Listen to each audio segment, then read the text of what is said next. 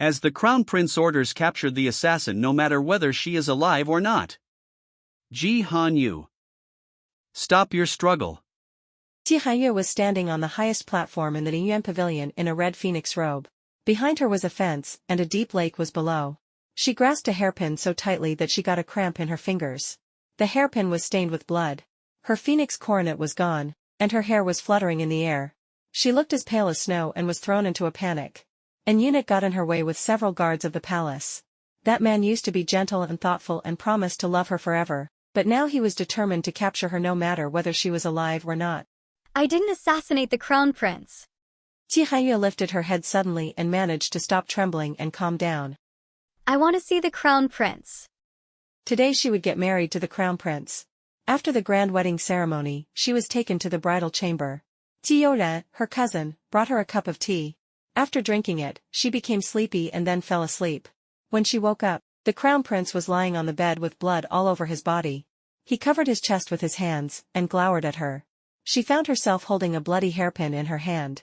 Hanyue gritted her teeth, and the bloody smell pervaded her mouth. She reasserted. I didn't assassinate the crown prince. Hanyue. You did. I can testify. Without me the crown prince would have died. Suddenly, they heard a voice behind them. When Hanyue saw Tiyoren walking over smilingly and slowly, her eyes were wide open as if she got a head-on blow. Now everything was clear. Swallowing the blood at the throat, she questioned with raging eyes. You ran. You framed me. Yes, I did. Looking at Hanyue, Tiyoren looked complacent and sighed hypocritically. Hanyue. I'm not to blame. The crown prince asked me to do it. Today was different from the former days. Your father had died, so you are useless for the crown prince. Where's my father? The hairpin fell to the ground from Hanyue's hand. She trembled all over. With no time to blame the crown prince for going back on his word, she only hoped that her father was fine. Your father colluded with rebels and was shot to death with arrows. After you assassinated the crown prince, you escaped and fell into the Linyuan pavilion. Your younger sister was also shot to death when escaping.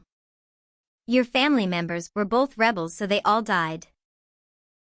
Hanyue went limp and knelt on the ground with one leg. The bone collided with the ground, giving out a clear sound and leaving her in great pain. But her heart was more painful, as if all organs inside her body had been torn into pieces. There was nothing more painful than it in life. Hanyue looked up at Tiyoren's vicious face and asked through gritted teeth. Why? Walking slowly to Hanyue kneeling on the ground, Tiyoren covered her mouth and laughed more complacently and aggressively. The crown prince has never loved you. He loves the military power of your father. But your father refused to hand over his military power to the crown prince as a dowry. Why would he want to have a useless father-in-law? At this moment, Tiyoren's face seemed to have turned into the hypercritical one of the crown prince, Pei Luo. Using the ground as a prop, Hanyue stood up suddenly and rushed to hold Tiyoren. She planned to jump down with the ladder without hesitation. Even if she died, she would drag them to hell together.